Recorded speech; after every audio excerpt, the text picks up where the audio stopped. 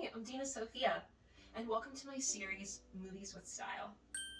In this series, I will be discussing movies where aesthetics, fashion, and the overall visual appeal of the film are integral to understanding and appreciating the content as a whole. Today, I'll be discussing the art house historical drama, Marie Antoinette, directed by Sofia Coppola and released in 2006. It won an Academy Award for Best Costume Design. The movie centers around the Archduchess of Austria, Marie Antoinette, played by Kirsten Dunst, who is only 14 years old when she is betrothed and married to the Dauphin of France, Louis XVI, played by Jason Schwartzman. She becomes Queen of France at only age 18, after King Louis XV dies in 1774.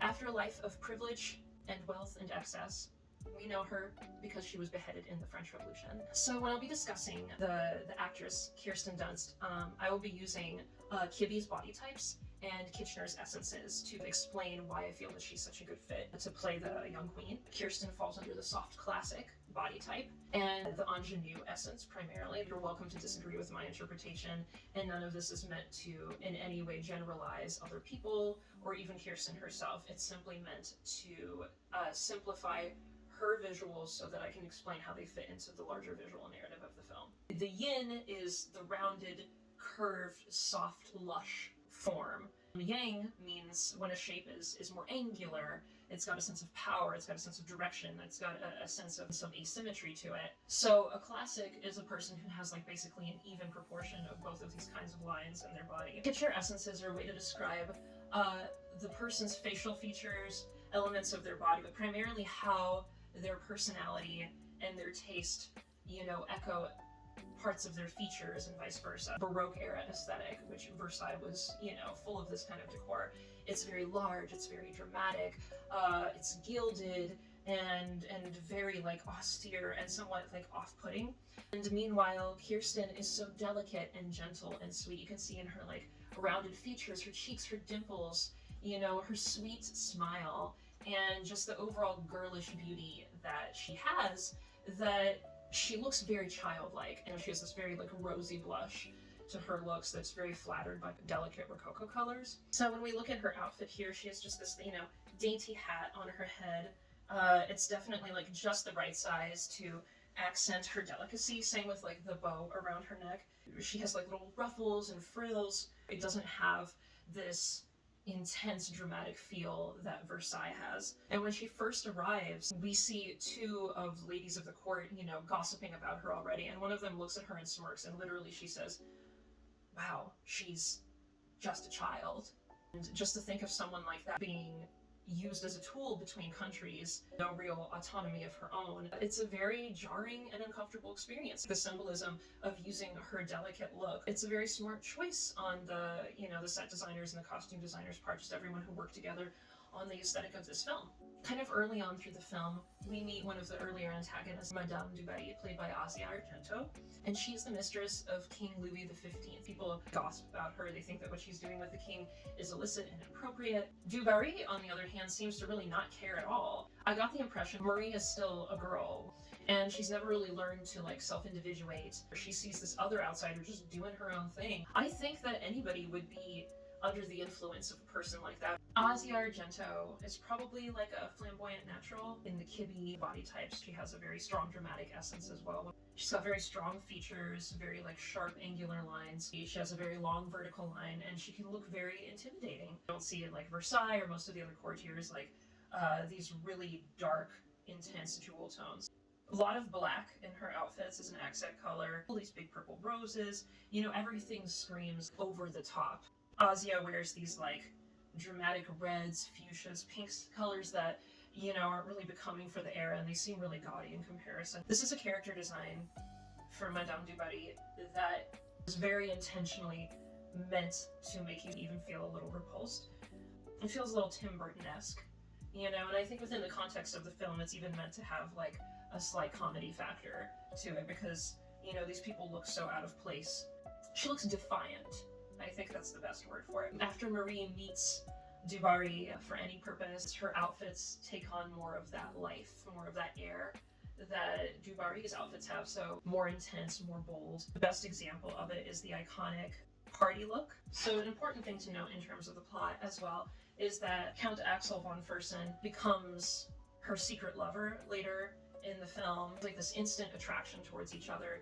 And it's the first time that Marie seems to feel someone finds her physically attractive. Because remember, at home with her husband, at least he doesn't act as if he's interested in being with her sexually. He barely responds to many of their conversations that she tries to initiate. She gets like a man's attention.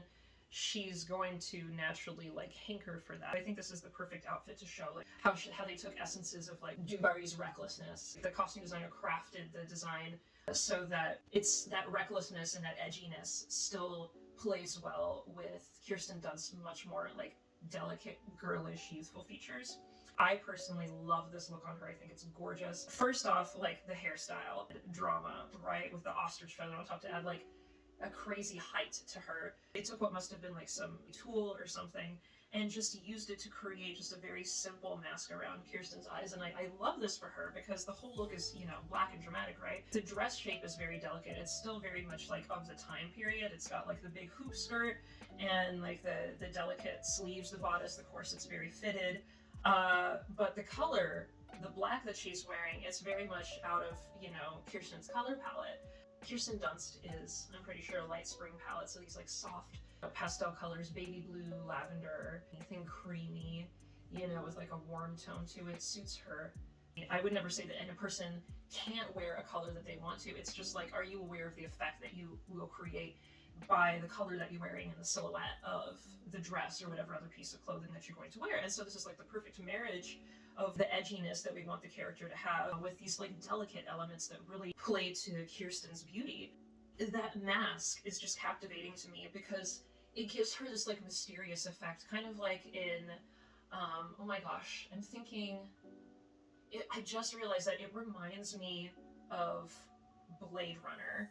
Chris, played by Daryl Hannah, like in this picture, she's got that same like, it's a very 80s vibe, right? It's like sultry but a little scary because it's like this, your eyes just shine against this like black void on, you know, that's been sprayed onto your face, and that blonde hair and then the black outfit, the delicate see-through detailing to leave you curious, wondering, you know, what else lies beneath. But when you look at Marie's outfit, I feel like it's such a reference to that look. Her eyes are this like beautiful blue color, and you see them underneath this like mysterious layer of fabric. And her dress kind of has the same thing going on with Chris's, where it's Cinderella, you know, meets this like 80s dark wave fantasy.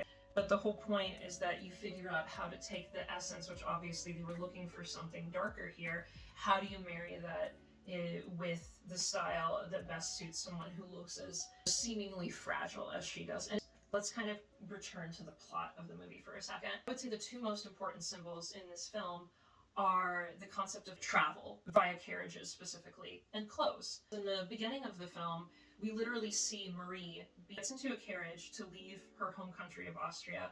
She's been told by everyone in her life that on her shoulders rests this incredible responsibility to make this man give her the privilege of carrying his child so that she can like secure the positive connection between these two dynasties. We see her as she like crosses the border between Austria and France. The people that she meets there from the French court, they force her to undress. She's forced to give away everything that she's ever known. Her friends who came with her, her dog, all of her clothes. She's told that she can't keep any of her Austrian clothes. Now, as a member of the French court, she can only have her French clothes.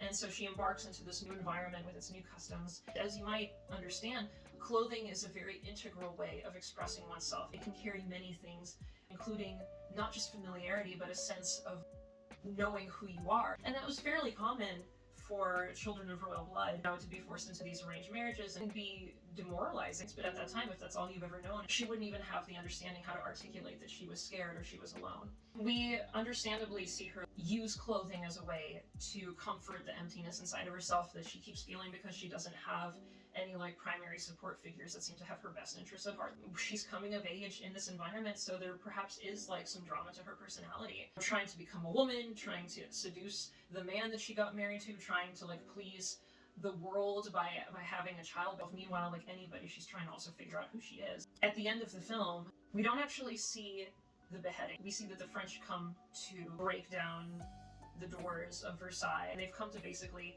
take the king and queen by force. Again, she has no say in this matter. The movie feels like a fever dream in a way, from the point that she arrives at Versailles and the time that she leaves, going on the same carriageway both times. This carriage is symbolic of the life that she's afforded via privilege, but also her complete lack of autonomy in deciding where her journey is taking her. We all want to live in the lap of luxury, right? Someone will make all the decisions for us and we simply have to sit and wait for us to be taken to whatever our destination is, but rarely is that ever the most appealing experience. I think Sophia's trying to also show like this is very much like the aching pain of womanhood. This is Sophia's take on the symbol of Marie Antoinette as a very prominent historical female figure. We see this like woman really live in a gilded cage most of her life and not really have the opportunity to make any choices that could have led her in a better or safer direction. And I think some important things to note are like the actual historical facts about Marie. There's so many elements of her story that were stretched and shaped, but as far as we understand, she never said the phrase "let them eat cake." She had actually stopped her excessive spending by the time that I think she was in her late 20s, early 30s. She was, in effect, running the country at times when her husband was too indecisive or too fearful to make decisions on his own. According to the information that I read, she donated a lot of money and put in a lot of effort to help many different underprivileged communities. In reality, more of the responsibility lay in the hands of King Louis XV than it ever did on her. The underclass, they had very justifiable anger about their situation. There was so much socio-political turmoil at the time, so it's completely understandable that they were angry. Rarely are, problems of that magnitude boiled down to the actions of one person. She took her situation at face value, and she seemed to be rather brave about the fact that she knew that there was nothing that she could do. And that's a lot to be said for a person who grew up in those circumstances. I'll give Marie Antoinette an 8.5. It's almost like a watercolor painting of a film.